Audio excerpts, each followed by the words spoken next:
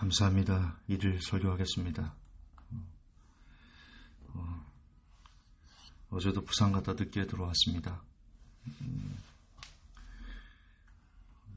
더 열심히 힘을 내겠습니다. 근데 여러분, 저는 설교를 안 하고 하루를 보내면요, 찝찝합니다. 뭔가 꼭 해야 될 일을 하지 않고 끝낸 것 마냥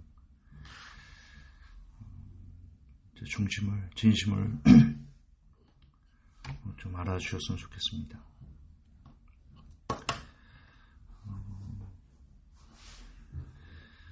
오늘 일찍 돌아와서 일찍 집에 왔는데요. 오늘 바라바에 대해서 얘기를 좀 나눠볼 겁니다. 요한복음 18장 39절 40절을 보면 이 말을 하고 다시 유대인들에게 나가서 이르되 나는 그에게서 아무 죄도 찾지 못하노라. 6월절이면 내가 너에게 한 사람을 놓아주는 전례가 있으니 그러면 너희는 내가 유대인의 왕을 너에게 놓아주기를 원하느냐 하니 저희가 또 소리질러 가로되 이 사람이 아니라 바라바라 하니 이는 강도로라.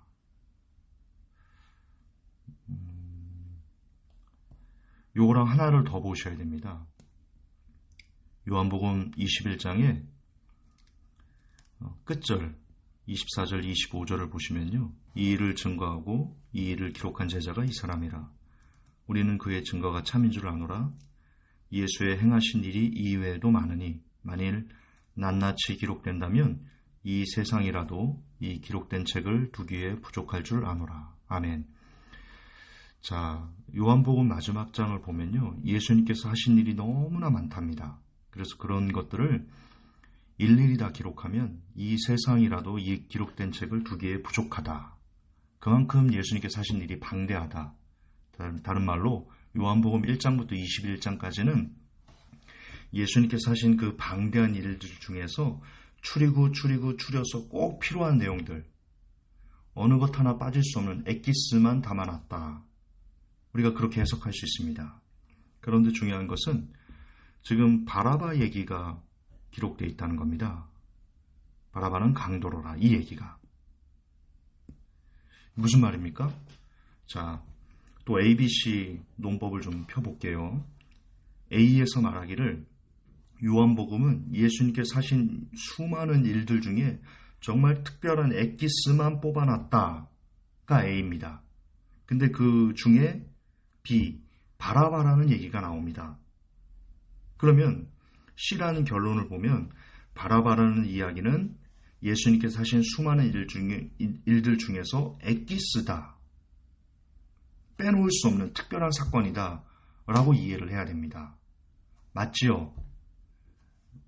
지금 제가 말씀드린 논리가 맞습니다.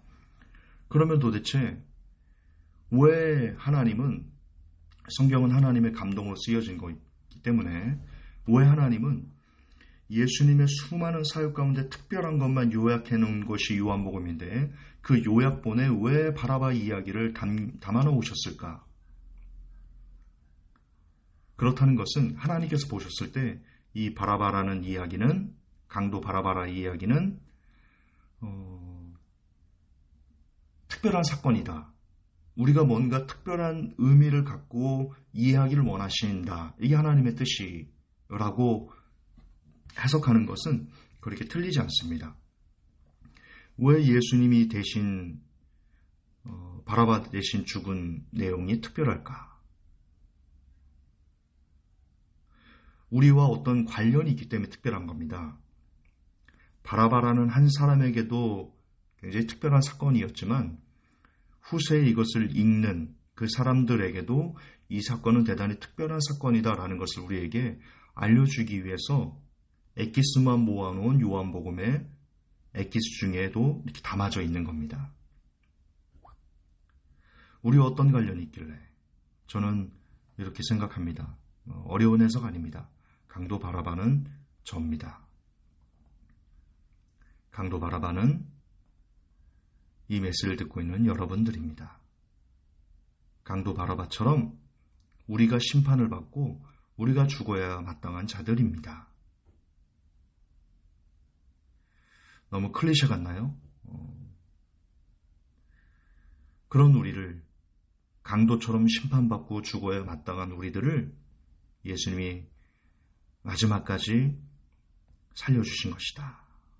대신 강도 같은 우리들을 위해서 대신 죽은 것이다. 그렇다면 우리가 강도처럼 심판을 받아 죽어야 하는데 그것이 마땅한 건데, 그런 가운데서도 우리 주의 은혜로 인해서 우리가 구속을 받은 거라면 우리는 어떻게 살아야 할까? 여기까지 우리가 나가야 됩니다. 예수님께서 강도처럼 심판받고 죽어야 될 나를 십자가에 달려 죽을 사람은 난데 대신 예수님께서 몸을 찢으셨구나, 피를 흘리셨구나, 감사하다. 여기서 끝나면 안 되죠. 그러라고 이것을 기록해 놓은 것이 아닙니다. 그러라고 살려놓은 것이 아닙니다. 거기서 끝나면 안 됩니다. 여러분, 강도 바라바가 예수님이 자기 대신 죽었다는 사실을 알았을 거 아닙니까? 그 당시 유대 이스라엘에서 떠들썩한 사건이었기 때문에 그 누구보다도, 왜냐하면 이제 강도 바라바는 사형 선고를 받고 이제 사형을 기다리고 있던 사람이었습니다. 근데 어느 날 갑자기 예수님이 나타나셔서 자기 대신 죽는답니다. 그걸 강도 바라바가 알았을 때 충격이었을 거, 엄청난 충격을 받았을 겁니다. 그의 심령에 어떤 변화가 일어났을까? 강도 바라바가 그랬을까요? 내 대신 죽었네. 아싸, 잘 죽었다. 야, 나는 살았다. 강도 바라바가 그랬을까요? 정말 그랬을까요? 여러분, 사람은요, 물론 저는 성악설을 믿습니다. 사람은 처음부터 악하게 태어났다. 그러나 이 정도의 충격적인 사건을, 분명 나는 사형 선고를 받고 이제 사형을 기다리고 있는 와중인데 듣도 보도 못한 어떤 사람이 나타나서 내 대신 죽는데, 그리고 난 살아났어. 그러면 성악설이지만 그래도 양심은 있기 때문에요. 저분이 굉장히 큰 충격을 먹었을 거고요. 강도 바라바는, 저분이 나 대신? 왜? 그러면서 예수님에 대해서 알아갔을 겁니다. 도대체 어떤 분인데 나 대신 죽으시는가? 그분이 하신 말씀, 그분의 가르침, 그럼 그걸 새기고 강도 바라바는 어떤 사람이 됐을까요? 계속 강도질하고, 계속 죄짓고, 계속 알되면 잘 죽었어, 나는 살았어, 나는 천운이야, 막 그렇게 살았을까요? 여러분, 양심이 있는 사람은요 그럴 수 없습니다. 강도 바라바는 큰 충격을 먹었을 겁니다. 그리고 새 사람이 되려 했을 겁니다. 저는 그렇게 믿습니다. 죄도 짓지 않고 그 새로운 사람이 되어서 그는 더 이상 죄를 짓지 않고 용서하려는 사람, 이해하려는 사람, 그렇게 거듭나려고 애를 쓰는 사람이 되었을 겁니다. 예수님은 우리에게도 이 시간 똑같이 도전하신다고 저는 믿습니다. 우리도 강도 바라바가 저고 강도 바라바가 여러분이기 때문에 예수님 똑같이 바라바에게 일어났던 그 변화가 우리에게도 똑같이 일어나기를 원하신다라고 저는 믿습니다.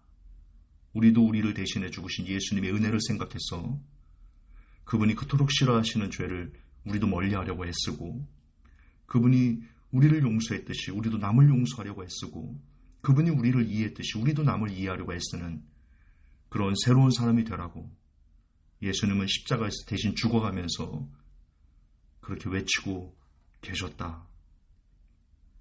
저는 그리 믿습니다. 그걸 기억하라고 요한복음, 엑기스라는 요한복음에서도 특별하게 바라바 사건을 빼지 않고 기록해 놓은 것이다. 그러면 이제 저와 여러분에게, 제 스스로에게도 묻고 여러분에게도 물어봅시다. 우리는 용서하며 살고 있습니까? 우리는 이해하며 살고 있습니까?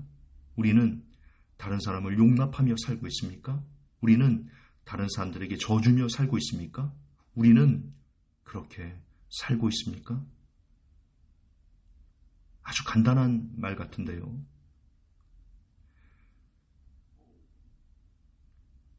간단하지 않습니다. 용서하며 산다는 거, 다른 사람을 이해하며 산다는 거, 이해 못할 행동을 합니다. 너무나 많이 괴롭히고 고통스럽게 합니다. 그럼에도 불구하고 이해하며 살려고 애를 씁니까? 그 사람을 용납해 주려고 합니까? 그 사람에게 져주려고 합니까? 우리는 그렇게 삽니까? 강도 바라바는 예수님의 죽음으로 충격을 받고 그렇게 살려고 애를 썼을 겁니다. 그리고 우리가 스스로 나는 강도였지라는 것을 깊이 인식한다면, 그런 나를 대신해서 예수님이 대신 죽어주신 것이라는 것을 우리가 진실로 믿는다면, 다시 우리는 용서하며 삽니까? 우리는 이해하며 삽니까? 우리는 용납하며 삽니까? 우리는 져주며 삽니까? 우리는 그렇게 삽니까? 오늘 강도 바라바를 통해서 우리 스스로의 자신을 돌아보는, 제 자신을 돌아보는 오늘이 되기를 예수님의 이름으로 권면합니다. 하나님, 강도 바라바보다 못한 죄인, 감히 하나님의 말씀을 붙잡아 감히 설교를 합니다. 강도 바라바의 변화처럼 용서하며 살게 하시고, 죄와 멀어지려 애쓰게 하시고,